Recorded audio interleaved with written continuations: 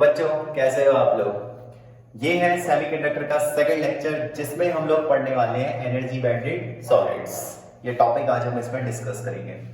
ये टॉपिक एक important topic है, तो आज की क्लास को हम लोग मिस नहीं करेंगे। इस लेक्चर को बिल्कुल हमें एंड तक देखेंगे, क्योंकि इससे कई बार आपके प्रीवियस ईयर में भी एग्जाम्स में क्वेश्चंस पूछे गए हैं, चाहे वो एक कंपटीशन एग्जाम हो, चाहे वो जेई का था, चाहे वो आपके मेडिकल का था, नीट का, या आप बोर्ड एग्जाम की भी अगर बात करते हैं, तो ये टॉपिक एक इंपॉर्टेंट टॉपिक में काउंट होता है। तो आज की वीडियो में बहुत मजा आने वाला है, क्योंकि हम इस टॉपिक को एक डिटेल में पढ़ने वाले हैं जिसका नाम है एनर्जी बैंडेड सॉलिड। स्टूडेंट, हमारा टॉपिक था एनर्जी बैंडेड सॉलिड। अब देखिए बच्चे, यहाँ पर एक बात हम पहले ही क्लियर कर लेते हैं। क्या?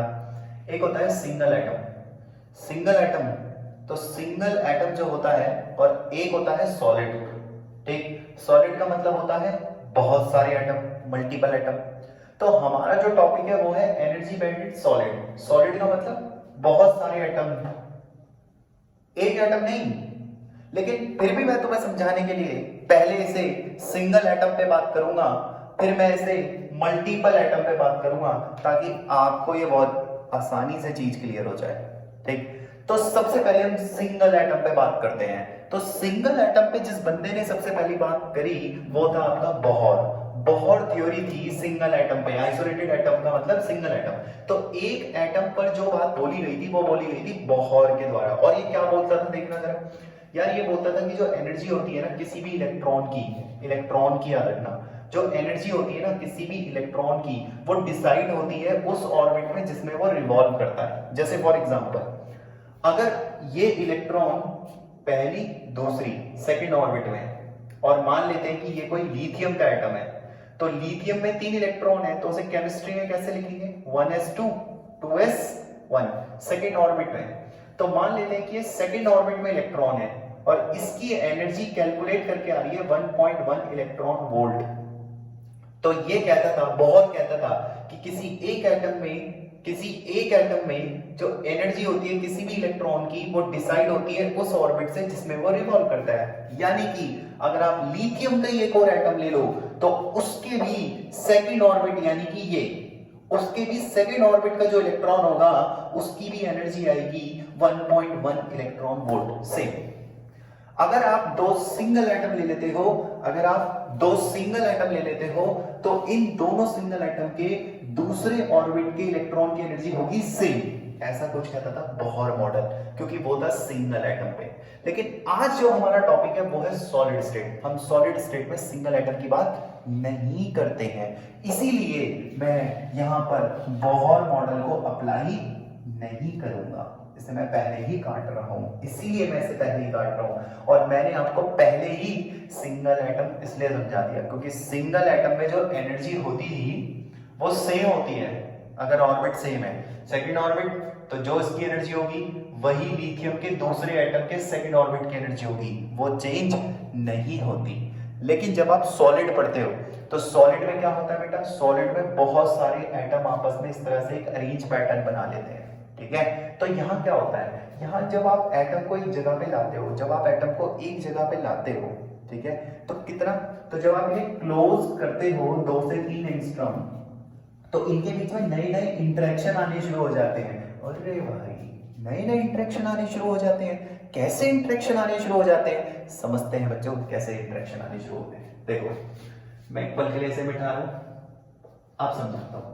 जैसे सपोज ये 2 एटम है, आपको यहाँ पे बहुत सारे दिख रहे होंगे, मैं किन्हीं 2 को लेता हूं। सपोज ये 2 है, तो ये जो 2 एटम आपको यहाँ दिख रहे हैं, तो होता क्या है कि जब आप 2 एटम को क्लोज लाओगे, तो ये नेगेटिव, तो ये इलेक्ट्रॉन इस इलेक्ट्रॉन को क्या करेगा? रिपेल। पहला इंटरेक्शन जो कि उसे बगल वाला एटम का इलेक्ट्रॉन दे रहा है। अच्छा, दूसरी चीज, ये नेगेटिव और ये न्यूक्लियस है, तो इस पे पॉजिटिव चार्ज होगा, तो ये से क्या कर लेगा? अट्रैक्ट अपनी ओर, दूसरा इंटरेक्शन। ठीक है, तो यहां पर क्या होने वाला है, यहां पे होता है कि जब आप एटम को इस तरह से क्लोजली पैक्ड करते हो, पास लाते हो, तो यार यहां पे ना कुछ नए इंटरेक्शंस बनने शुरू होते हैं, कुछ इस तरह के। ठीक है। ये किस तरह की है, ये इस तरह की इंटरेक्शन है कि नेबर एटम का जो इलेक्ट्रॉन है पहले तो वो रिपेल करेगा, दूसरा जो नेबर एटम का न्यूक्लियस है वो उसे अट्रैक्ट करेगा। तो ये कुछ नए तरीके का यहाँ पर इंटरेक्शन देखने को मिल रहा है, जो कि यहाँ पे लिखा हुआ है कि जब आप एटम को क्लोज करते हो एक दूसरा से तो वो इंटरेक्ट होते हैं, तो उसमें आपको पहला तो ये मिलेगा कि वो इलेक्ट्रॉन जो नेबरिंग एटम का उसके साथ इंटरेक्ट होगा, या हो सकता है कि जो सेंट्रल कोर होता है, एटॉमिक कोर होता है, न्यूक्लियस जिसे आप कहते हो, उसके साथ आपका क्या कर जाएगा, वो उसके साथ आपका इंटरेक्ट कर जाएगा। यानी कि यहां पर हमें एक चीज क्लियर हो रही है। क्या चीज क्लियर हो रही है अगर हम समझे तो यहां पर हमें एक चीज क्लियर हो रही है कि जब आप एटम्स को इस तरह से पास पास ला रहे हो तो ये यहां पर कुछ इस तरह के नए इंटरेक्शन को बना रहा है जो कि बगल वाले एटम से आ रहे हैं। ठीक है। अच्छा, तो यार यहां पर एक चीज हमें समझ में आ रही है कि जो आउटर इलेक्ट्रॉन होंगे उन पर ज्यादा इंटरेक्शन होगा रेदर देन इनर, अंदर वालों के, है ना। तो यहां पर एक बात समझने की यार दिमाग में रखने वाली बात है या नोट करने वाली ये बात है कि यहां पर जो इंटरेक्शन है वो आउटर ऑर्बिट के इलेक्ट्रॉन्स पर ज्यादा होने की पॉसिबिलिटी है रेदर देन किसके मुकाबले, इनर कोर ऑफ इलेक्ट्रॉन, जो अंदर के इलेक्ट्रॉन है। ठीक है। इसीलिए बच्चों एनसीईआरटी के पेज नंबर 469 पर यह टॉपिक है on the basis of energy band, but आप पन्ना पलटाइए पेज नंबर 470 पर एक ब्लू कलर का डब्बा है, एक ब्लू कलर का बड़ा सा एक बॉक्स है, देखो पेज नंबर 470 पर, वहां पर आप ऊपर से 15th लाइन को काउंट करोगे तो ऊपर से जो 15th लाइन आपको दिखेगी वहां पर इस बात को लिखा गया है एनसीईआरटी के अंदर, और वो वहां पर बहुत ज्यादा अच्छी बात लिखी गई है कि जो आउटर मोस्ट इलेक्ट्रॉन होते हैं उन पर ज्यादा इंटरेक्शन होगा। देखो वहां पे लाइन भी लिखी होगी कि सेंट्रल कोर इलेक्ट्रॉन एनर्जी में रिमेन अनअफेक्टेड, यानी कि वो बोलना चाह रहा है कि आउटर इलेक्ट्रॉन पर ज्यादा इंटरेक्शन होगा किसके मुकाबले, इनर के मुकाबले। ये पहली बात है जो हमारे दिमाग में बैठ गई। हमारे दिमाग में क्या बैठी कि यार जब अलग अलग एटम होते हैं, जब सिंगल एटम होते हैं तो इनके सेकंड ऑर्बिट, दोनों के सेकंड ऑर्बिट की एनर्जी क्या होगी, सेम, पर जब इन्हें पास पास लाते हैं तो इंटरेक्शन की वजह से वो भी आउटर मोस्ट वाले इंटरेक्शन की वजह से क्या होता है कि आउटर मोस्ट इलेक्ट्रॉन पर ज्यादा इंटरेक्शन होगा किसके मुकाबले, इनर वालों के मुकाबले। ये पहली चीज है कि आउटर मोस्ट इलेक्ट्रॉन पे ज्यादा इंटरेक्शन होने वाला है इनर के मुकाबले। और क्यों होने वाला है, क्योंकि आप उसे पास पास लाओगे तो बगल वाले एटम का इलेक्ट्रॉन, बगल वाले एटम का न्यूक्लियस उसे अट्रैक्ट और रिपेल करने की कोशिश करेगा। ठीक है। अच्छा, यहीं से हम दूसरी बात को लेके चलते हैं। Inside crystal, each electron has a unique position.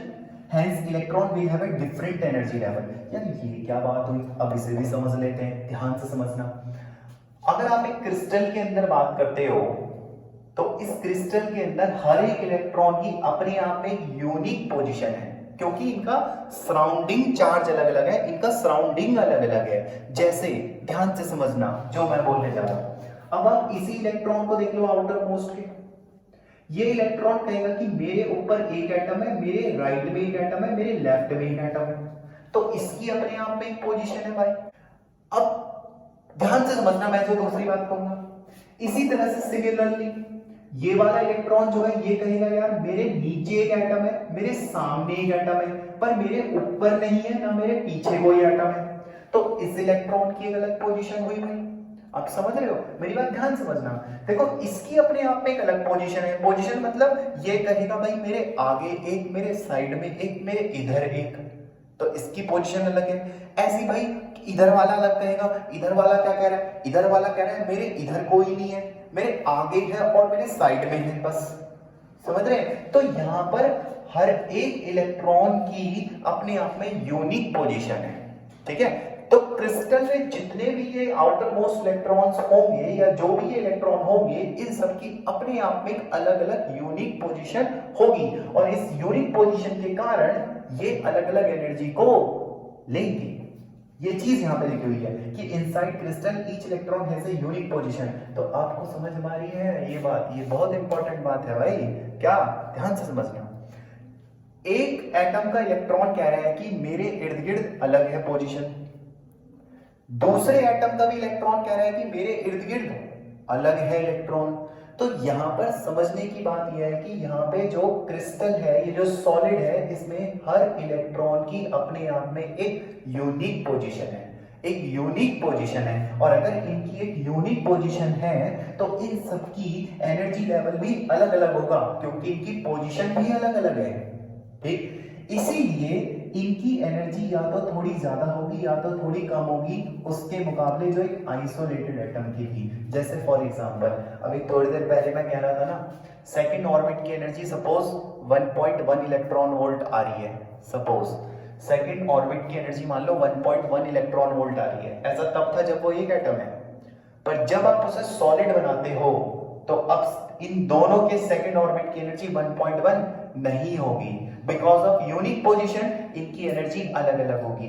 हो सकता है कि 1.1 से ज्यादा हो सकता है कि 1.1 से कम हो। ये वाली बात यहां लिखी गई है कि यूनिक पोजीशन होने के कारण इनकी एनर्जी अलग अलग हो जाएगी, और अगर अलग अलग हो गई तो क्या पता ज्यादा हो जाए, क्या पता कम हो जाए उसके मुकाबले जो इनकी ओरिजिनल एनर्जी है।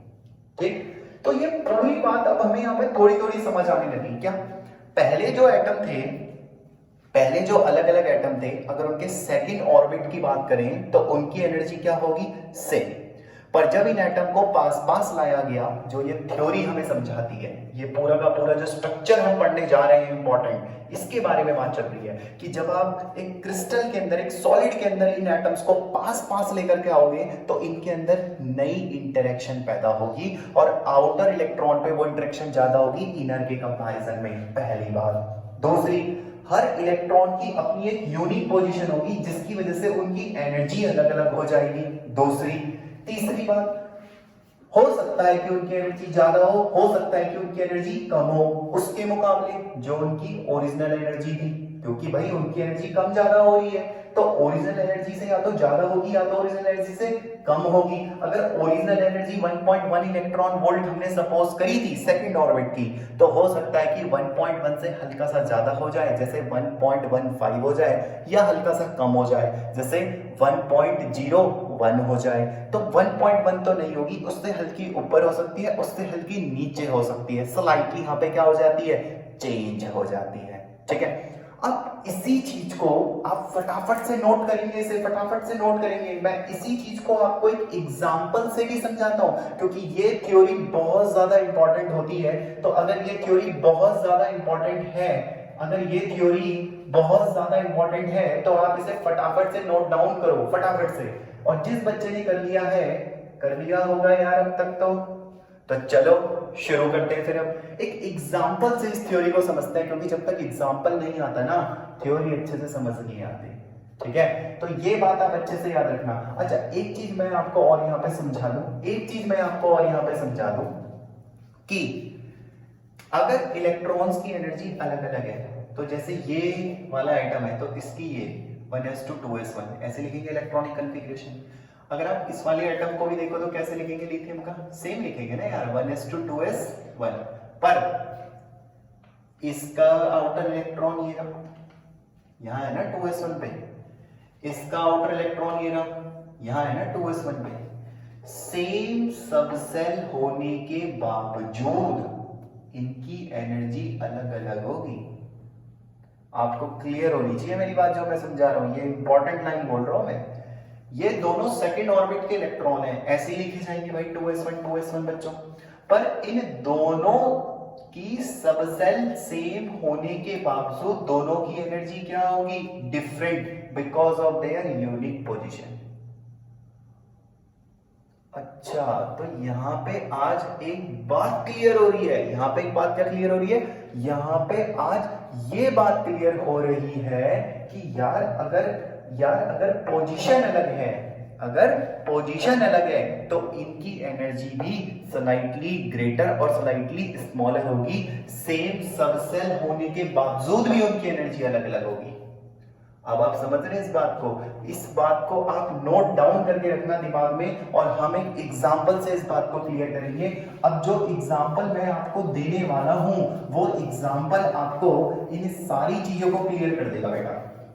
ठीक, बस आप अब यहां पे थोड़ा सा कंसंट्रेशन अपनी बना के रखना, और मैं आपको इस एग्जांपल से सारी चीजें क्लियर करने वाला हूं। बच्चे, अब हम सोडियम का एक एग्जांपल लेने जा रहे हैं, ठीक है, सोडियम का। तो अगर हम समझे तो सोडियम के पास कितने इलेक्ट्रॉन होते हैं, अगर कोई हमसे पूछे तो सोडियम पे होते हैं 11 इलेक्ट्रॉन, ठीक। तो 11 इलेक्ट्रॉन की इलेक्ट्रॉनिक कॉन्फ़िगरेशन क्या होगी भाई? 1s2, 2s2, 2p6, 3s1, यही तो होगी इलेक्ट्रॉनिक कॉन्फ़िगरेशन जो हम अभी बोल रहे थे, ठीक। अच्छा, अब जरा एक चीज और ध्यान से समझना जो मैं आपको समझा रहा हूं। अगर आप एक आइसोलेटेड एटम की बात करो, आइसोलेटेड एटम की बात करो, ठीक है, सिंगल एटम की बात करो, तो सिंगल एटम की एनर्जी तो सेम रहती है। जैसे अगर पहले वाले सोडियम एटम, लेट सपोज कि मेरे पास 5 सोडियम एटम है अलग अलग, ठीक है, 5 सोडियम एटम है अलग अलग, तो अगर पहले वाले 1s इसकी 1s2 वाले की एनर्जी, मतलब 1s वाली जो ये ऑर्बिट है, ये सबशेल है, मान लेते हैं अगर इसकी एनर्जी 10 आ रही है, तो दूसरे वाले सोडियम की भी इसकी एनर्जी 10 आएगी, तीसरे वाले इसकी भी 10 आएगी, चौथे वाले इसकी भी 10 आएगी, क्योंकि सबकी सेम होती है। आइसोलेटेड एटम में एनर्जी सेम होती है, फिक्स होती है। तो मान लो ये मेरा 1s है, तो ये मेरा 1s होता, फिक्स एनर्जी। 2s, तो जितने भी सोडियम एटम सबकी एनर्जी सेम। 2p6, जितने भी सोडियम एटम सबकी एनर्जी सेम। 3s, जितने भी 3s वाले होते हैं सबकी एनर्जी सेम।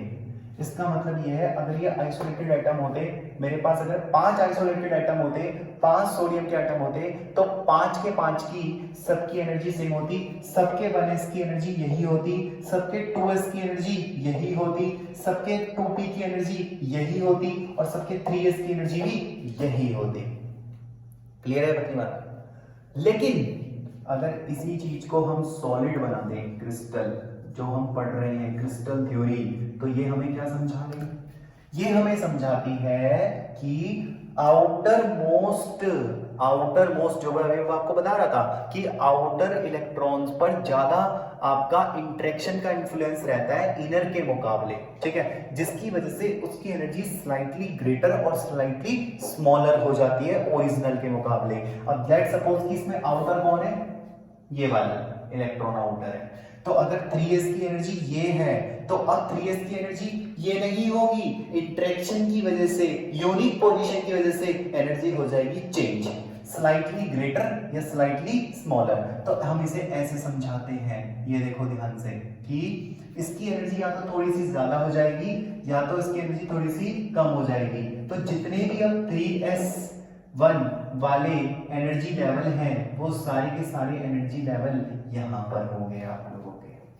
ये है क्रिस्टल, ये है आइसोलेटेड एटम, सिंगल एटम की एनर्जी सबकी सेम, जबकि बहुत सारे एटम जब आप लेते हो सॉलिड में, सबकी एनर्जी अलग अलग।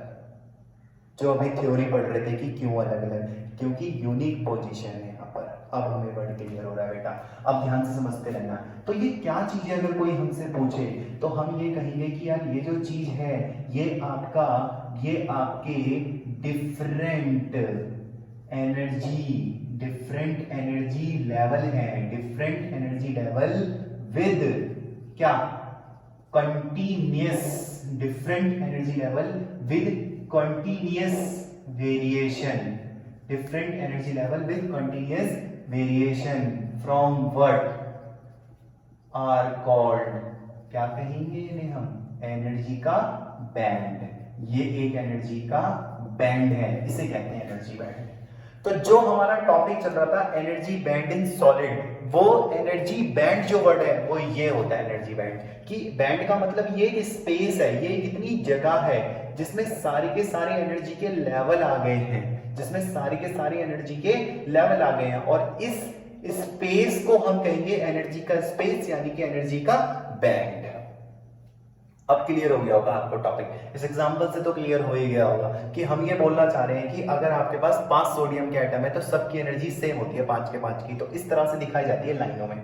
लेकिन वहीं अगर आप बहुत सारे एटम ले लेते हो जैसे सॉलिड, तो इन सब की क्या होती है कि एनर्जी यूनिक पोजीशन की वजह से अलग अलग हो जाती है। तो जो एनर्जी पहले लाइन में होनी चाहिए थी वो एनर्जी अब क्या है कि थोड़ी थोड़ी इस तरह से अलग अलग हो जाती है, स्लाइटली ग्रेटर या स्लाइटली स्मॉलर हो जाती है। तो ये सारे वो 3 जो पॉइंट आप अभी नोट डाउन कर रहे हो अपनी कॉपी के अंदर, जो आप सीख रहे हो अभी, वो यहां पर आके क्लियर हो रहे हैं। ठीक है, तो अब यार मैं इसे बनाऊंगा कैसे, इतना मतलब ऐसा क्रिस्टल के लिए ऐसा डायग्राम बनाऊंगा। बच्चों इतना कंडेंस बनाने की जरूरत नहीं होती है। हम इसके लिए देखो किस तरह के डायग्राम का यूज करेंगे, ध्यान समझना किस तरह के डायग्राम का यूज करेंगे। हम इसके लिए जो यूज करते हैं तरीका वो ये होता है, देखो कि जैसे आपके पास 1s है तो 1s वाले का बैंड ऐसे दिखाएंगे, ध्यान से देखना, 1s वाले का बैंड ऐसे दिखाएंगे, ये है 1s वाला।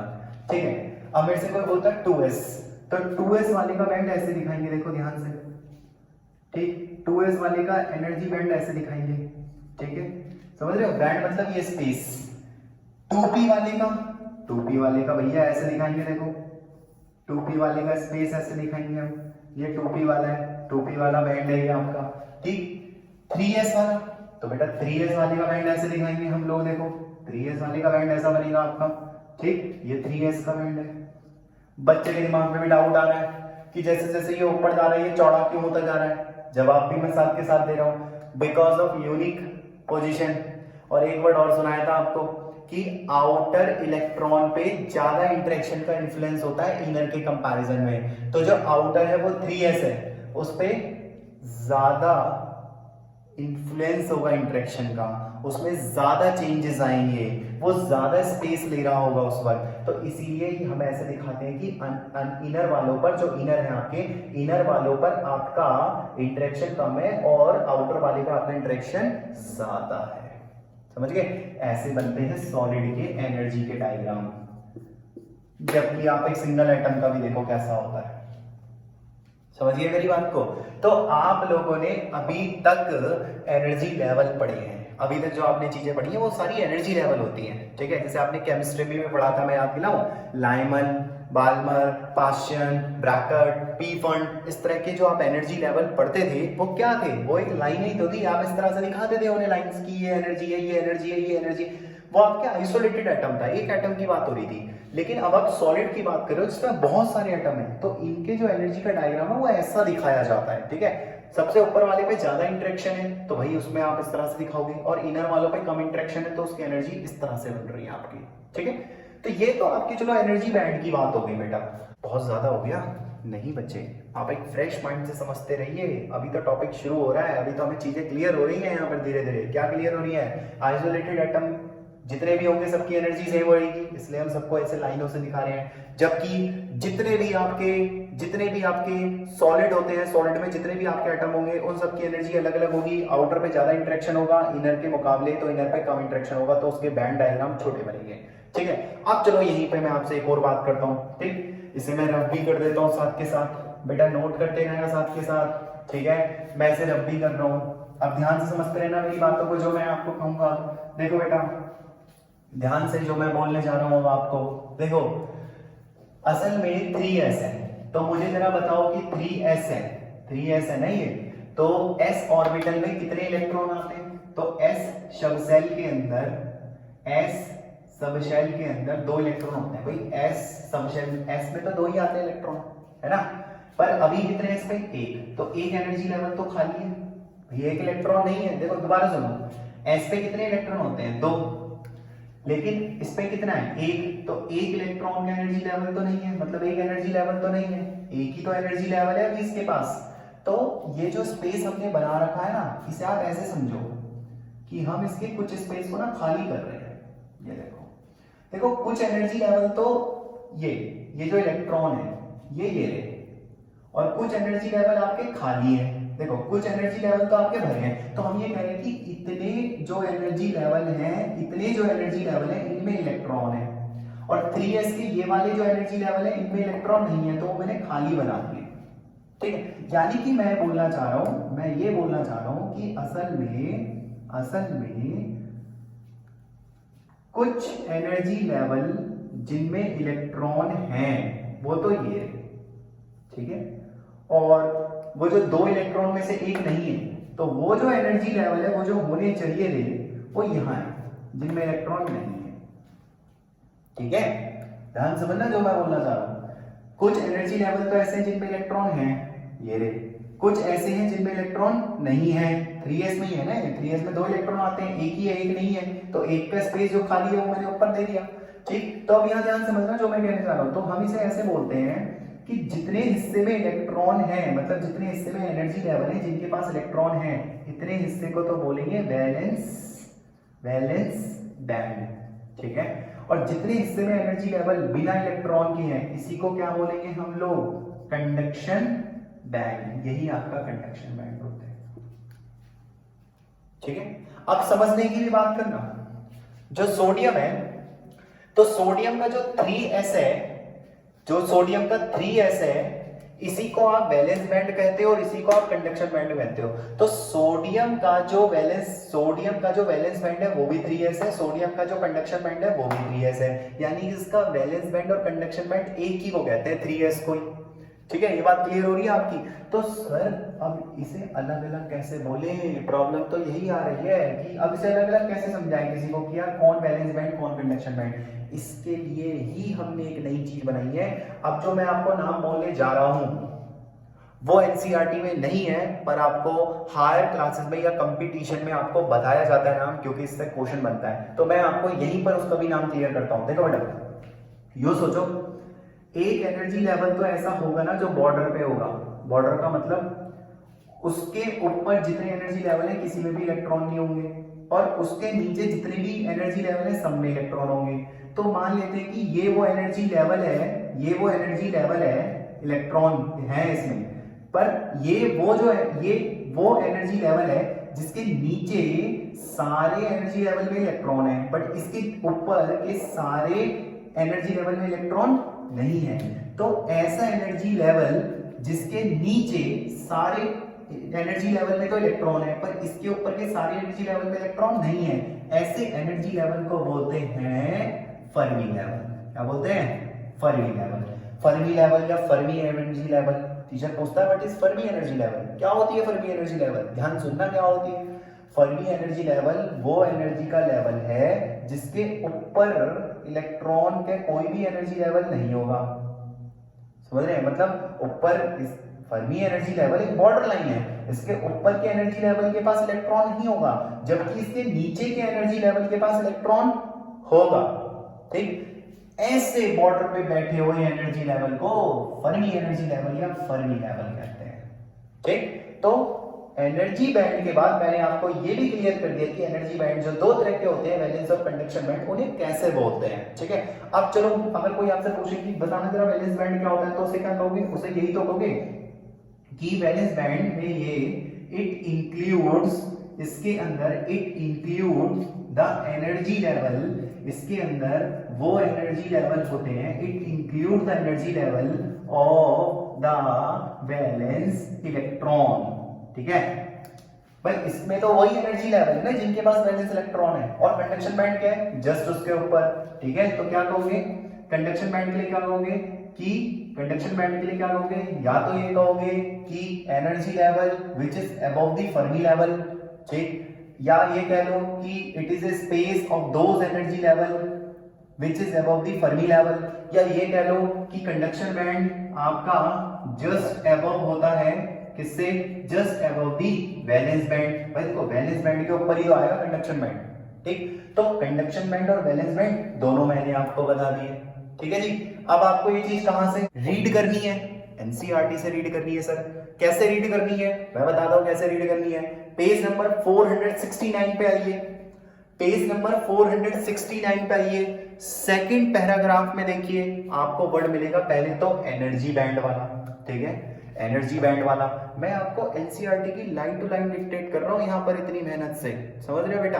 बस इस मेहनत को ना इस तरह से अप्लाई करना कि तुम इस नॉलेज को ले जाओ और अपने पेपर, अपने एग्जाम में अच्छे मार्क्स को अचीव करो। बस मैं आपसे यही चाहता हूं। ठीक, अच्छा, अब यहां देखो, तो ये है हमारा एनर्जी बैंड, वहां पे लिखा हुआ भी होगा एनर्जी बैंड का। वहीं पर आपको वैलेंस बैंड और कंडक्शन बैंड दोनों चीजें मिल जाएंगी।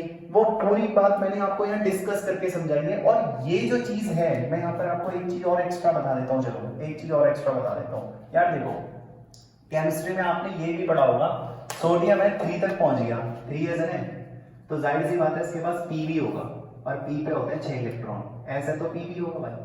तो आपने शायद ये भी पढ़ा होगा केमिस्ट्री में कि अगर आप इस इलेक्ट्रॉन को एक्साइट करोगे, जो 3s1 वाला है, S1 में जो एक इलेक्ट्रॉन है, इसे आप एक्साइट करोगे तो शायद ये पी पे आ जाएगा, एक्साइट होकर के पी पे आ जाएगा। सही बात है। यहाँ कैसे बोलोगे? यहाँ ऐसे बोलोगे ना, ध्यान सुनना जो मैं बोलूंगा। अगर आप यहाँ पर एक्साइट करोगे तो यहाँ पे ऐसे कहते हैं कि जो फर्मी लेवल के पास के इलेक्ट्रॉन है ना, देखो जो फर्मी लेवल के पास के एनर्जी लेवल है, जो उसके पास है, जैसे इसके पास ये वाला लेवल है इसका इलेक्ट्रॉन, और इसके पास ये वाला है तो इसका इलेक्ट्रॉन, तो यहाँ पर आप ऐसे कहते हो कि फर्मी लेवल के पास में जो एनर्जी लेवल है सिर्फ उनकी ही इलेक्ट्रॉन एक्साइट होकर के कंडक्शन बैंड में आ सकते हैं। ठीक है। तो अगर कोई आपसे पूछे कि यार यहाँ पर अगर दे कंडक्शन बैंड में क्या इलेक्ट्रॉन नहीं आएंगे, आएंगे, पर तब आएंगे कि जब आप इसे हीट करोगे, थर्मल एक्साइट करोगे, तो ये इलेक्ट्रॉन एक्साइट होकर के यहाँ आएंगे। जैसे आप केमिस्ट्री में बोलते थे कि एक्साइट होकर के पी पे चलेगा, इस तरह से ही एक्साइट होकर के ऊपर आएंगे, ऐसी बात नहीं है। पर अभी नहीं आ रहे। क्यों नहीं आ रहे? क्योंकि अभी ये डायग्राम हमारा 0 केल्विन पर है। ठीक है, 0 डिग्री पर है हमारे पास, 0 केल्विन पर। अभी हम यहाँ पर कोई टेम्परेचर जैसी बात नहीं कर रहे, हमारा टेम्परेचर बिल्कुल 0 है। ठीक है, तो ये हमारी पूरी की पूरी बात चल रही है। ठीक है, अब इसमें हमने एक एग्जांपल से क्या समझा?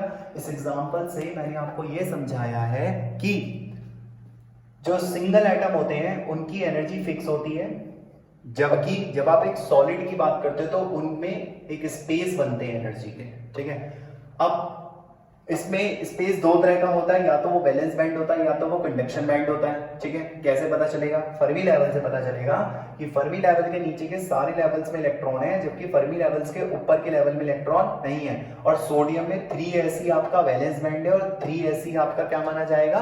एक कंडक्शन बैंड माना जाएगा। ठीक है बच्चे, अब ध्यान से समझना। यहां पर मैं आपको एक चीज और क्लियर करता हूं। देखो, अब जो हम एग्जाम्पल लेकर के चलेंगे, अब हम एनसीईआरटी का भी एग्जाम्पल लेंगे। जो एनसीईआरटी की बुक में एग्जाम्पल दे रखा है एनर्जी बैंड इन सॉलिड में, उसका भी एग्जाम्पल लेंगे। ठीक है, अभी जो मैंने आप एग्जाम्पल लिया, ये तो मैंने आपको समझाने के लिए लिया कि यार इस तरह से देखो बैंड बनते हैं, वैलेंस बैंड होता है, कंडक्शन बैंड होता है। अब मैं आपको एनसीईआरटी का डायग्राम बताते हुए, पूरा एक्सप्लेन करते हुए जो एनसीईआरटी का एग्जांपल है वो समझाता हूं। ठीक है, तो अब जो हमारे पास नेक्स्ट एग्जांपल है एनसीईआरटी की बुक के अंदर जो हमको एग्जांपल दे रखा है, वो दे रखा है बेटा सिलिकॉन और जर्मेनियम का। ठीक है, सिलिकॉन और जर्मेनियम का आपको एग्जांपल दे रखा है। तो चलो स्टार्ट। टफ नहीं है बच्चे, देखो अभी मैं समझा देता हूं, उसे आप आराम से सीखते रहना। देखो बच्चे, सबसे पहले मान लेता हूं कि मेरे पास सिलिकॉन है, तो सिलिकॉन के कुछ एटम है। कंसीडर, ठीक है, कंसीडर वी हैव, हमारे पास consider we have n atoms of silicon. मान लेते हैं कि मेरे पास n एटम है। n कुछ भी हो सकता है यार, 100 हो सकते हैं, 200 हो सकते हैं, 500 हो सकते हैं, 1000 हो सकते हैं, कुछ भी हो सकते हैं। ठीक है, तो मान लेते हैं कि हमारे पास n एटम है सिलिकॉन के। ठीक है, n एटम है सिलिकॉन के। ठीक, अब यहां देखो, अगर एक सिलिकॉन एटम की बात करोगे तो कितने इलेक्ट्रॉन होते हैं सिलिकॉन पे यार? 14। तो 14 इलेक्ट्रॉन की कैसे लिखोगे कॉन्फ़िगरेशन आप? 1s2, 2s2, 2p6, 3s2, 3p2, ऐसी तो लिखते हैं। तो मेरे ख्याल से ये तो दोनों है 3s2 और 3p2, शायद इसी को आप बोलोगे आउटर एनर्जी लेवल, या इसी को आप बोलोगे आउटर मोस्ट ऑर्बिट, है ना? इसी को तो बोलोगे आप, और किसे बोलोगे आउटर एनर्जी लेवल या आउटर मोस्ट ऑर्बिट आपकी। ठीक है, अब मेरी बात ध्यान समझते जाना। फिलहाल सिलिकॉन के पास 4 आउटर इलेक्ट्रॉन है। ठीक है, तो एक एटम पे 4 है, तो n पे कितने हुए? 4 है।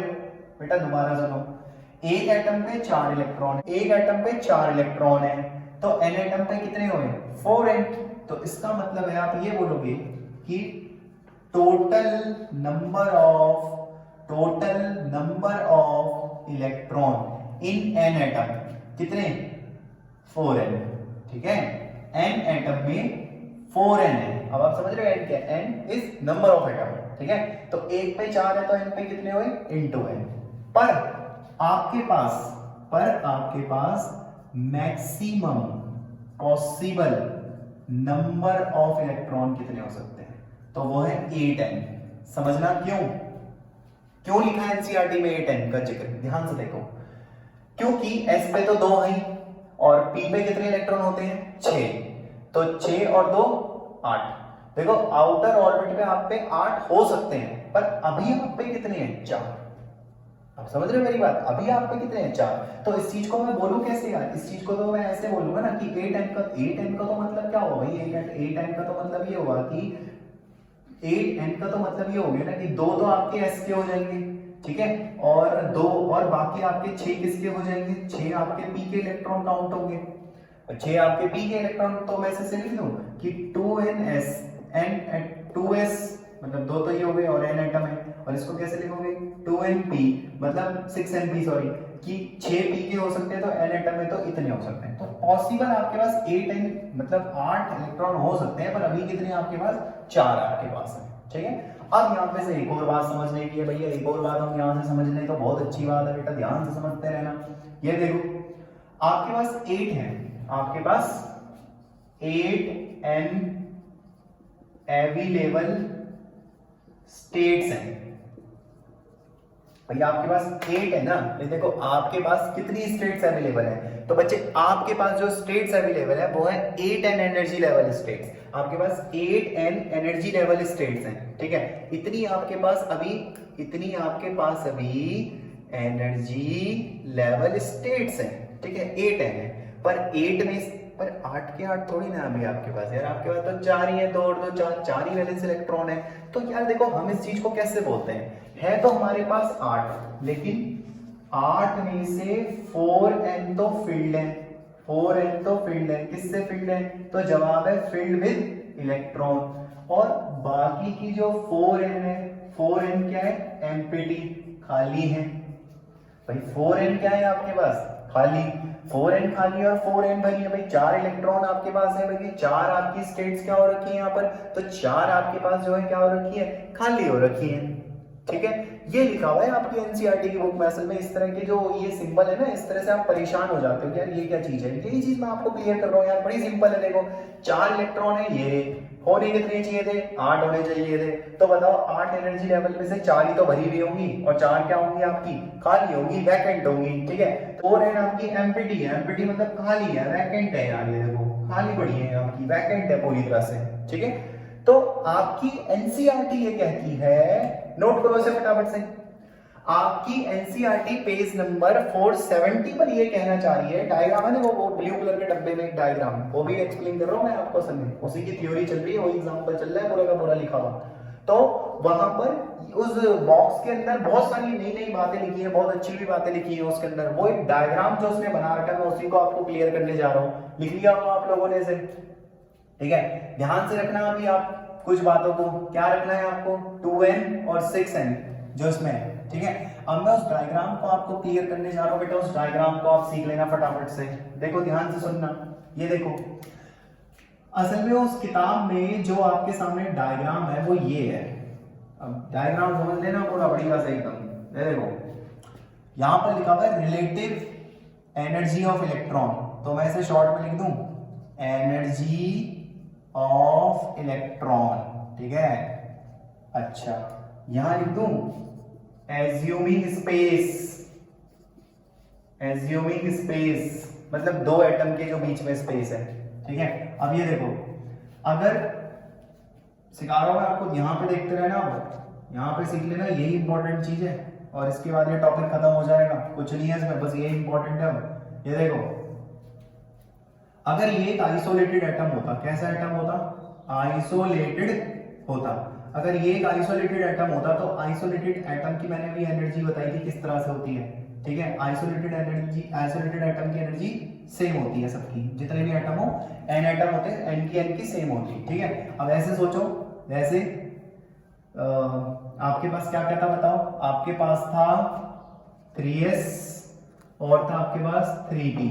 तो s के लिए एस म्यूचुअल क्वांटम नंबर क्या होता है? 0, और p के लिए कितना होता है? 1। तो कितने 6n स्टेट्स आपके पास है एनर्जी लेवल के, लेकिन सबकी एनर्जी सेम है क्योंकि ये तो आइसोलेटेड एटम है। और ये क्या है 3s, ठीक है। तो ये आपके पास है 2n स्टेट्स आपके पास पड़ी है, ठीक है। अच्छा और सीखो कितने इलेक्ट्रॉन थे, तो इसमें जो है 2 इलेक्ट्रॉन है, ठीक है। तो मैं यहाँ पे लिख देता हूँ 2 इलेक्ट्रॉन है। यहाँ कितने इलेक्ट्रॉन है आपके पास, यहाँ भी आपके पास 2 इलेक्ट्रॉन है, ठीक है।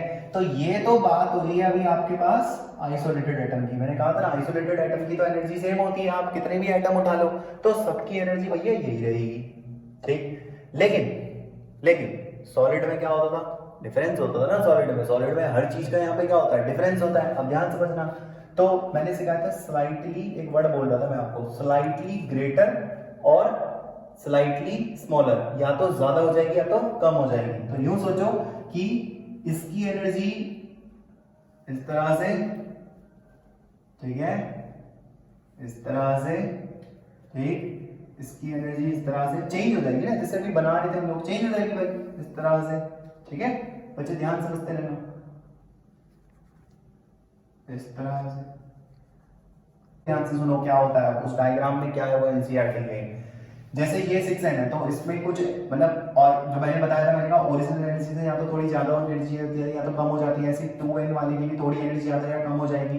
तो बेटा जैसे 6n है तो 6n की जो एनर्जी कम हो रही है तो पता है ना, lower the energy greater the stability, ठीक है, स्टेबिलिटी ज्यादा होती है। तो ये वाला क्या होगा, देखो यहाँ पे जो है ओवरलैपिंग हो रही है, तो ओवरलैपिंग का मतलब, और केमिस्ट्री का हाइब्रिडाइजेशन याद आ गया भाई, और कहाँ जा रहा है ये कंसेप्ट आपका, समझ रहे हैं, हाइब्रिडाइजेशन तक आ रहा है इसके अंदर।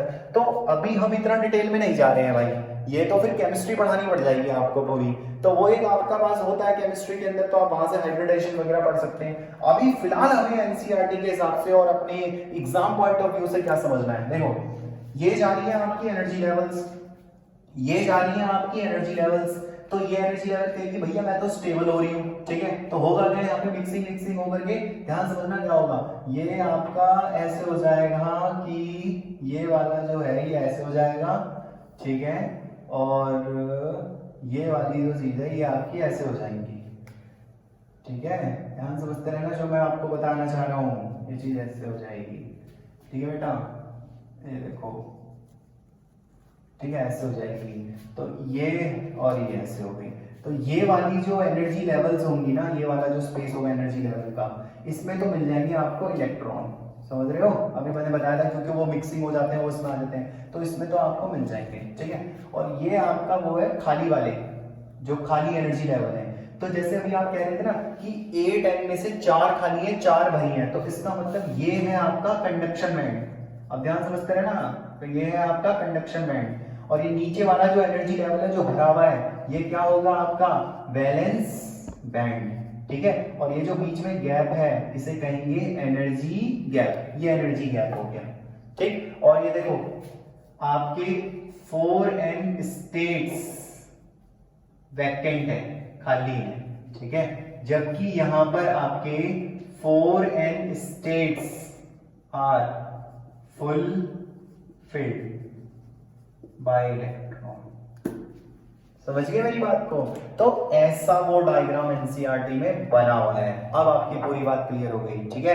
क्या क्या देखा हमने इसमें, फटाफट से समझते हैं। सिलिकॉन था, सिलिकॉन पे कितने इलेक्ट्रॉन होते हैं आउटर मोस्ट, 4। सिलिकॉन पे कितने होते हैं, 4 होते हैं, ठीक है। अच्छा 4 होते हैं, तो हमने समझा कि टोटल कितने हो सकते थे, 8। टोटल कितने हो सकते थे, 8। तो 8 एनर्जी लेवल पॉसिबल हो सकते थे, 8 स्टेट्स पॉसिबल हो सकती थी, लेकिन उसमें से 4 ही फुलफिल है और 4 आपकी खाली है। जो खाली है वो कंडक्शन बैंड में चलेगी, जो फुलफिल है आपकी वो कहां गई, आपकी वैलेंस बैंड पे आ गई। और कंडक्शन बैंड और वैलेंस बैंड के बीच में क्या बना है, स्पेस बना। आपको ये समझाने की वहां पे कोशिश करी जा रही है, जबकि इससे पहले वाले एग्जांपल में आपको शायद याद होगा, मैं आपको कुछ बात सिखा भी रहा था कि सोडियम में एक ही 3s के अंदर वैलेंस और कंडक्शन बैंड बन जाता है, जबकि कुछों में गैप आता है, ठीक है। समझ रहे हैं। अब मैं इसे रफ करता हूं और मैं आपको इसका एक सिंपल सा डायग्राम बना करके समझाता हूं, जो एनसीईआरटी की किताब में पेज नंबर 471 पेज पे साइड वाले पेज में जो बना रखे उसने, ठीक है। अब मैं इसे रफ कर देता हूं, मैंने ये आपको पूरा का पूरा समझा दिया बच्चे।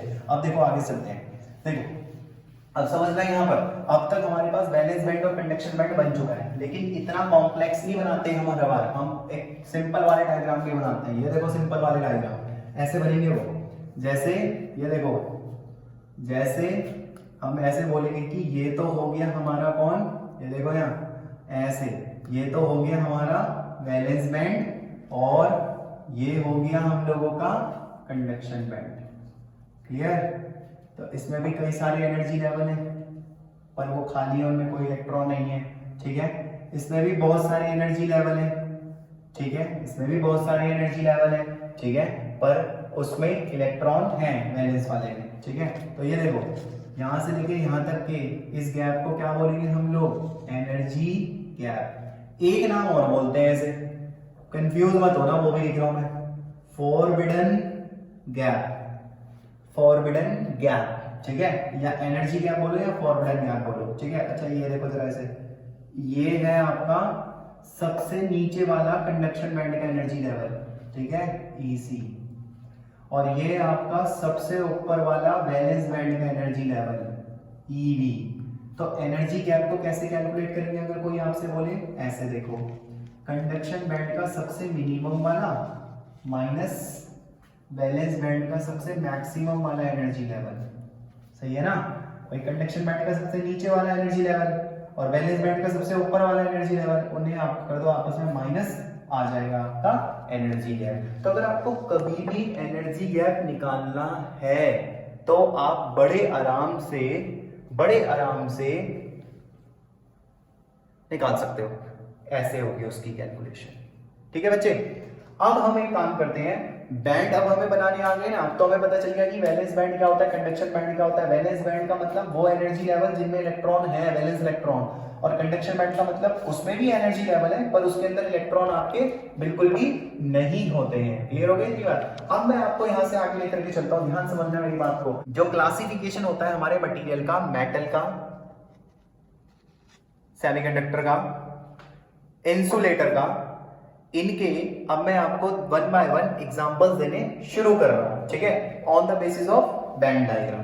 ठीक है, बैंड डायग्राम ये आपका पेज नंबर 471 पर केस 1 है, पन्ना बंटाओगे, केस 2 और केस 3 भी लिखे हुए हैं 472 पेज पर। वो जो तीन केस है ना, मेटल, सेमीकंडक्टर और इंसुलेटर, तीनों का बैंड थ्योरी से मैं आपको एक्सप्लेनेशन दे रहा हूं। और यहीं पर ये देखो बच्चे, ये देखो यार, ऐसे ध्यान से देखते रहना जो मैं कह रहा हूं। ठीक है, ऐसे, ठीक, ऐसे, ऐसे। ठीक है, देखते जाओ, ये देखो, ये है आपका वैलेंस बैंड और ये रहा आपका कंडक्शन बैंड। ठीक है बच्चे, बीच में एनर्जी गैप 0, ये होता है मेटल। याद है सोडियम, एग्जांपल दिया था जो मैंने, सोडियम क्या है, मेटल है। तो देखा था उसके 3s में ही आपका कंडक्शन और वैलेंस बैंड दोनों बन गया था, गैप नहीं आएगा उसके अंदर। तो जिनके अंदर गैप नहीं आता ना, दैट इज मेटल, उन्हें आप क्या कहते हो, मेटल कहते हो। ठीक है बच्चे, अच्छा, और ये देखो फिर, तो अब बना रहे हैं हम लोग सेमीकंडक्टर, सेमीकंडक्टर बना रहे हैं हम। ये देखो, ये है हमारा वैलेंस बैंड, ये है हमारा कंडक्शन बैंड, और इनके बीच में है एनर्जी गैप। क्या है इनके बीच में, एनर्जी गैप। एनसीईआरटी कहती है कि ये एनर्जी गैप 3 इलेक्ट्रॉन वोल्ट से कम होता है, पर किसके लिए, सेमीकंडक्टर के लिए। किसके लिए, सेमीकंडक्टर के लिए। ठीक है, और सेमीकंडक्टर एलिमेंट्री दो थे, एक था सिलिकॉन और एक क्या होता है हमारा, जर्मेनियम। दो ही होते हैं ना। देखो, अगर आप सिलिकॉन के लिए बनाते हैं, सिलिकॉन के लिए, तो सिलिकॉन के लिए ये जो एनर्जी गैप है Eg, इसका वैल्यू होता है 1.1 इलेक्ट्रॉन वोल्ट, और जर्मेनियम के लिए कितना आता है, ये आता है 0.74 इलेक्ट्रॉन वोल्ट। तो बच्चे आप देखो, दोनों संख्या 3 वोल्ट से कम है, 3 से कम है ना संख्या। अच्छा, अब आगे तीसरे नंबर पे हमारे पास आएगा कौन, इंसुलेटर। और इंसुलेटर के अंदर जो आपका वैलेंस बैंड होता है और जो आपका कंडक्शन बैंड होता है, इनके बीच में जो एनर्जी गैप होता है ये बहुत ज्यादा होता है, और कितना ज्यादा होता है, 3 इलेक्ट्रॉन वोल्ट से ज्यादा होता है। इसका कोई एग्जांपल? हाँ, इसका एग्जांपल है, इसका एग्जांपल एनसीईआरटी में नहीं है लेकिन हायर बुक्स के अंदर होता है इसका। तो इसका एग्जांपल है, जैसे आप डायमंड बोल लो तो डायमंड का लगभग कितना होता है, 6 इलेक्ट्रॉन वोल्ट के अराउंड होता है। तो देख लो, आप खुद ही देखो, 3 इलेक्ट्रॉन, 3 से तो ज्यादा बड़ी संख्या है ना 6। तो ये किसका डायग्राम है, इंसुलेटर का, ये इंसुलेटर का डायग्राम है। ठीक है, तो अब हम मटेरियल का जो क्लासिफिकेशन है बैंड थ्योरी के आधार पे वो कुछ ऐसे करते हैं। अब आप समझ रहे होंगे मेरी बात को। बैंड थ्योरी के मदद से अब आप तीनों मटेरियल का क्लासिफिकेशन कर सकते हो। मेटल के बीच में गैप 0 रहेगा, सेमीकंडक्टर में 3 से कम रहेगा, इंसुलेटर में 3 से ज्यादा रहेगा। तो ज्यादा किसमें है, इंसुलेटर में। आप सीधा कहोगे कि ऐसे मटेरियल जिनका गैप 3 से ज्यादा है वो सारे के सारे आपके क्या हो जाएंगे, इंसुलेटर। और ऐसे मटेरियल जिनके बीच में गैप ना के बराबर है, नियरली 0 के आसपास है, मेटल। और जिनका थोड़ा सा ज्यादा है पर 3 से कम है, वो कौन हुए आपके, सेमीकंडक्टर। ठीक है, अच्छा, एट द एंड आप मुझे एक बात समझाओ, ये तो आपकी किताब में भी लिखा हुआ है। एट द एंड आप मुझे एक बात समझाओ, क्या मैं आपसे पूछना चाह रहा हूं, मुझे एक चीज समझाना, आप लोग ध्यान समझना। ठीक, एक इंपॉर्टेंट क्वेश्चन भी मैं आपको यहाँ पे क्लियर करने जा रहा हूं। आप मुझे एक बात बताना, ये वैलेंस बैंड था ना नीचे वाला, और ऊपर वाला क्या था आपका, कंडक्शन बैंड। ऐसे बोल रहे थे ना, वैलेंस और कंडक्शन बैंड। तो एक बात बताओ, ये है वैलेंस बैंड और ये है कंडक्शन बैंड। मुझे एक बात बताना, क्या इसमें एनर्जी लेवल नहीं है? है, इसमें एनर्जी लेवल है। ठीक, क्या इसमें एनर्जी लेवल नहीं है? हाँ है, इसमें भी एनर्जी लेवल है। पर बताना कौन से बैंड के एनर्जी लेवल में इलेक्ट्रॉन होंगे? भाई वो थे आपके बच्चों, वो थे आपके वैलेंस बैंड के, है ना। तो वैलेंस बैंड के एनर्जी लेवल्स में आपके इलेक्ट्रॉन है। ठीक है, अब मेरी बात ध्यान समझना। अगर आपने इन्हें थोड़ा सा भी थर्मल एक्साइटेशन किया, मतलब हीट टेम्परेचर दिया, तो ये इलेक्ट्रॉन जंप होकर के कंडक्शन बैंड में आ जाएंगे। ये इलेक्ट्रॉन भैया एनर्जी लेंगे और एनर्जी लेने के बाद थर्मली एक्साइट हो जाएंगे, और थर्मली एक्साइट होकर के कहां आ जाएंगे, कंडक्शन बैंड में आ जाएंगे जी। ठीक, अब जब ये कंडक्शन बैंड में आ जाएंगे तो ये फ्री हो जाएंगे, यहाँ पर फ्री है क्योंकि ये, तो अगर आपका जो चार्ज है, जो आपका इलेक्ट्रॉन है, अगर वो कंडक्शन बैंड में आ गया, अगर वो कंडक्शन बैंड में आ गया, तो दिमाग में अब आप एक चीज रख लेना जो मैं आपको समझाने जा रहा हूं। देखो ध्यान सुनो, आपका जो इलेक्ट्रॉन वैलेंस बैंड में है वो बिल्कुल भी नॉट पार्टिसिपेट इन इलेक्ट्रिसिटी, वो आपका पार्टिसिपेट नहीं करेगा इलेक्ट्रिसिटी में। लेकिन वो इलेक्ट्रॉन जो कंडक्शन बैंड में आ गया वो फ्री है, और अगर वो फ्री है तो वो आपका पार्टिसिपेट करेगा किसके लिए, इलेक्ट्रिसिटी के लिए। तो अगर आपको करंट बनाना है, अगर आप चाहते हैं कि करंट फ्लो करे, तो आपका इलेक्ट्रॉन कंडक्शन बैंड में होना चाहिए। समझ गए मेरी बात को, आपका इलेक्ट्रॉन कंडक्शन बैंड में होना चाहिए। तो यहां से एक मोस्ट इंपॉर्टेंट क्वेश्चन बन गया, क्या, टेम्परेचर देने से क्या होता है जी, टेम्परेचर देने से वैलेंस बैंड के एनर्जी लेवल के इलेक्ट्रॉन थर्मली एक्साइट होकर के कंडक्शन बैंड में आएंगे, और अगर वहां पर वो होंगे तो वो करंट में पार्टिसिपेट करेंगे। तो मेरा क्वेश्चन आपसे ये है कि आप मुझे एक बात बताना कि यहां पर इलेक्ट्रॉन आसानी से कंडक्शन बैंड में चले जाएंगे या इंसुलेटर में आपके इलेक्ट्रॉन आसानी से चले जाएंगे? भाई देखो, मेरे ख्याल से जहां पे गैप ज्यादा है वहां आसानी से नहीं जाएंगे। ठीक है, और जहां पर ये गैप कम है वहां पर आपके जो इलेक्ट्रॉन है वो आसानी से चले जाएंगे। राइट, इसका मतलब ये हुआ कि करंट जो आसानी से फ्लो करेगा वो आपके सेमीकंडक्टर में करेगा, और आसानी से फ्लो नहीं करेगा वो आपके इंसुलेटर में नहीं करेगा। और ये जो चीज होती है कि करंट आसानी से फ्लो करेगा या नहीं करेगा, ये चीज हमें रेजिस्टेंस बताती है। इसीलिए हम लोग ये कहते हैं कि रेजिस्टेंस सेमीकंडक्टर का कम होता है रेजिस्टेंस इंसुलेटर से। ठीक है बेटा, बहुत क्वेश्चन पूछा उसने इसके ऊपर कि रेजिस्टेंस बताइए सेमीकंडक्टर, जो सेमीकंडक्टर है उसका रेजिस्टेंस कम क्यों है और इंसुलेटर का ज्यादा क्यों है? बिकॉज ऑब्वियसली बात है, आप लोगों को पता है जो आसानी से करंट फ्लो करवाते हैं उनका रेजिस्टेंस कम होता है, और जो आसानी से करंट फ्लो नहीं करवाते हैं उनका रेजिस्टेंस ज्यादा होता है, जैसे इंसुलेटर।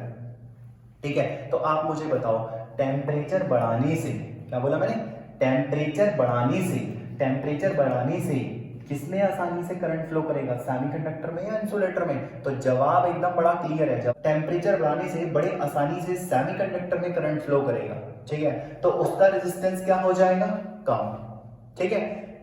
और यहां पर टेम्परेचर बढ़ाने से आपका करंट आसानी से फ्लो नहीं करेगा, ठीक है, तो इसका रेजिस्टेंस क्या माना जाएगा सेमीकंडक्टर के मुकाबले, ज्यादा, राइट, ठीक है। इंसुलेटर 0 केल्विन पर तो इंसुलेटर होते हैं, या आपके प्रीवियस ईयर में पूछा गया भी क्वेश्चन है कि इंसुलेटर 0 केल्विन पे इंसुलेटर होते हैं, वो करंट पास नहीं करते हैं, पर हाई टेम्परेचर पर वो करंट पास करते हैं, एक्सप्लेन करो। रीजन मैंने आपको समझा दिया है। आप टेम्परेचर दोगे तो टेम्परेचर देने से क्या होता है, वैलेंस बैंड की जो एनर्जी लेवल के इलेक्ट्रॉन है वो थर्मली एक्साइट होकर के कंडक्शन बैंड में आ जाएंगे और वो पार्टिसिपेट करेंगे इलेक्ट्रिसिटी में। तो ऑब्वियस सी बात है, इंसुलेटर भी आपका इलेक्ट्रिसिटी पास करने लग जाएगा।